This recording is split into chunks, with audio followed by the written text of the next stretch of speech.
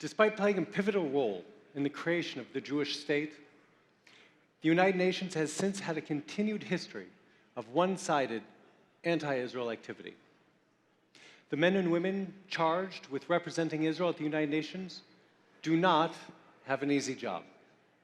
But despite these challenges, Israel has made significant progress in gaining support within the international body, one nation at a time. Today, we are honored to be joined by the man who leads the Israel's mission to the UN, Ambassador Dannon.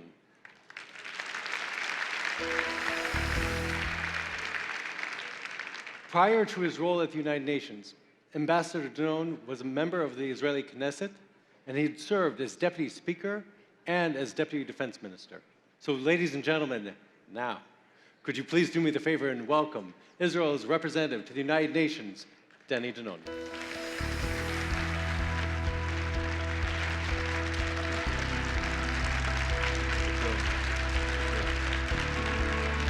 Sir. Hi. Thank you.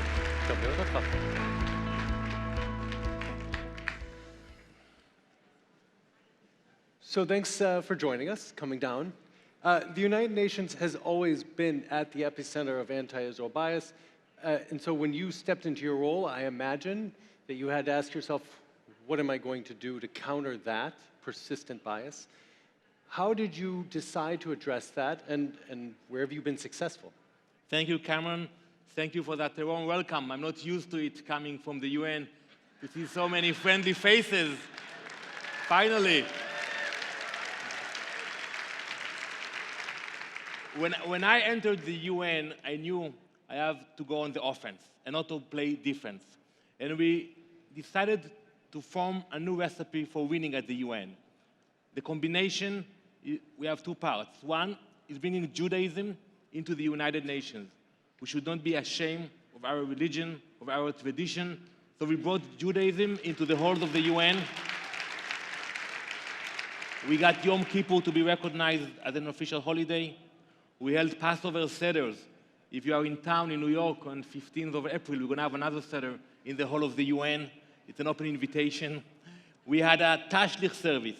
We took the UN Secretary General and dozens of ambassadors to participate in a service where you throw your sins into the East River. We had to find a lot of bread because they have a lot of sins in the UN.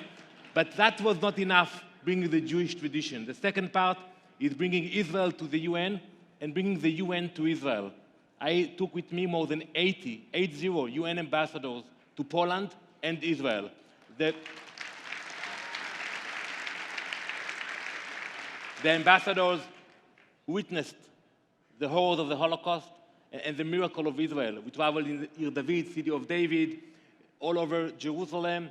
We flew to the north, to the Golan Heights, the Israeli Golan Heights. Yes, we should thank the president for that. From the Golan Heights, we flew to the border with Lebanon, and they saw the actual tunnels of Hezbollah. When I speak in the Security Council about the tunnels, it's interesting. But when you take the ambassadors and they actually see the tunnel near Metula, that's the only way where they get it. So this combination is a recipe for success. And I was elected as the chairman of the Sixth Committee, the legal committee at the UN. It was a huge surprise because people are not used to that. And you know, at the UN, we have 56 Muslim countries. They have a meeting of all the Muslim countries before every crucial vote, and I have a meeting of all the Jewish countries before every crucial vote. The only time the Jews will agree is... Yeah, it's easy. And when we counted the votes... Could you imagine 56 Jewish countries? When we counted the votes, Cameron, we saw that we got the support of 109 member states supporting us, and 44 voted against us. Huh. So it means, thank you. It means that at least 12 Muslim ambassadors supported my nomination, and I became the first Israeli ever to chair a UN committee. So all of that, it is only the beginning. Excellent. So by every measure, the United States is Israel's staunchest supporter at the UN. Can you give us a few examples of what that means to have, that the U.S. has Israel's back?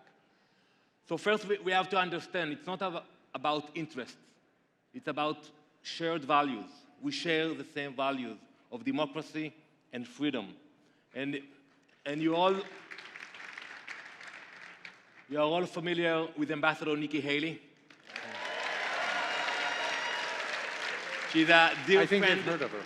She's a dear friend of mine, a strong friend of the State of Israel, and we come both from politics. So together we had a different approach to the UN. We looked at it as like a boxing match. So it was like a 1-2 punch. You know, I was the first one, she was the second one, and we changed the atmosphere in the halls of the UN, and we achieved a lot. I remember when I traveled with Ambassador Haley to Israel, I showed her the beauty of our country. She was amazed. It was her first visit to Israel. And I remember when I was in the helicopter and I showed her the borders. I told her, Ambassador Haley, look at the borders. She told me, Danny, don't show me the borders. I can see. Wherever it's green, it's Israel. That's the beauty of our country. And when we came back, we changed the mandate of UNIFIL. When we came back, we put a resolution condemning Hamas. We got 87 member states in the General Assembly to support this resolution. But I want to add one point. It's not one-way street. We also support the United States. Last November, there was a vote in the General Assembly condemning the US about Cuba. I was the only one in the General Assembly voting with the United States.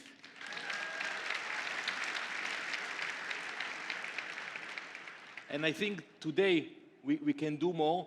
And this coming Thursday, we will approach the Security Council and we will address the issue of funding terrorism. We will apply new measures, we will put more pressure, and I'm telling directly to the leaders of Iran, they better watch out from what's coming from Israel and the US.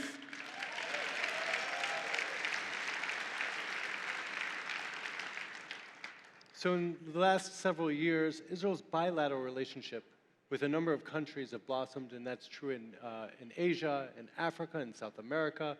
The Prime Minister has actually been in every continent, I think, in the last few years. Is that manifesting itself in the UN, or is that bilateral relationship one thing, but they're voting the same old way in the UN? And no, we do see the changes. And today we have diplomatic relations with more than 160 countries. Imagine David Ben-Gurion or Golda Meir. It's beyond imagination. I was in Dubai 2 years ago. Prime Minister Netanyahu was in Oman a few months ago. Quietly, we're speaking with more countries. Things are changing. Look at Africa, for example. We used to work in Africa until 1973. We built the infrastructure in Africa. After Yom Kippur War, unfortunately, they joined the Arab League and they started to boycott Israel. And today, Africa is coming back to Israel. Israel is coming back to Africa. We share our technology. It's a win-win situation. Next week, the president of Brazil, Bolsonaro, will come to Jerusalem. I hope he will follow President Trump and will announce that he is moving the Brazilian ambassador from Tel Aviv to Jerusalem. God willing. And when I speak with my colleagues at the UN, I tell them, you better hurry up moving your embassies, because finding good real estate in Jerusalem, it's not easy. Absolutely. Is Israeli technology helping in this regard? In other words, we heard before from Jonathan Schachter that Israeli technology is part of what some of the nations are hoping to gain by improving bilateral relationships. Is Israel able to leverage that at the UN? Technology, innovation is key for the future of Israel in the international arena and at the UN. We share a lot. We want to do more. We can do more. And as we speak, we are sharing information, and we protected Australians when we found out about a terror attack. We protected Europeans when we found out about a terror attack, and we are doing it every day. We can do more. We want to do more. You know, our technology is protecting the UN peacekeeping operation today in Africa. When the Pope visited Africa, we had Israeli balloons protecting him. And I will give you an example. Last year, the UN wanted to buy a UAV. I was promoting an Israeli company. They were debating between a European UAV and Israeli one. And I met with an official at the UN. And he told me, Danny, I want to buy the Israeli UAV, but I will have to deal with all the mess politically if I will do that. I will buy the European one, and it will be easier. So I told him, can you please show me the model of the European UAV? He showed it to me. So I told him, Mr. X, do you know that this UAV, the engine is being produced in Bet Shemesh? We have a company, Menoe Bet Shemesh, that produces the engines. Do you know that the wings of the UAV is being produced in Migdal HaEmek, in the Galilee? And the camera of the UAV, the most important part of every drone, is being produced in Haifa. So this is not a European UAV you are buying, it's an Israeli one. So buy ours, it is much cheaper and it is better, and finally, it did it. Well done. So finally, and we're going to switch gears for a moment. You published an op-ed recently, and you made a, let's call it a counterintuitive point about Israel-diaspora relations. I'd like you to explain why you think that most commentators are a little too doom and gloom when it comes to U.S.-Israel relations, and how might we improve these relations more? I deal with our adversaries 24/7. By the way, when I came in, I saw the protest outside, a few lunatics outside demonstrating. They do not make the distinction between Reform, conservatives, or Orthodox. They do not make the distinction between left and right. They don't make the distinction if you live in the US or in Israel, if you speak Hebrew, Spanish, or English. For them, a Jew is a Jew is a Jew. We have much more which unites us than divides us. So many times I read articles and people speak about a crisis. It is not the case. We are one people. We are united. And look at the facts. Do you know how many people come to Israel from the US, American Jews? In the past, it used to be 15%. Today, more than 40% of American Jews will come and visit Israel. Let me ask you, how many of you have visited Israel? Please raise your hand. Cameron, this is what I'm talking about.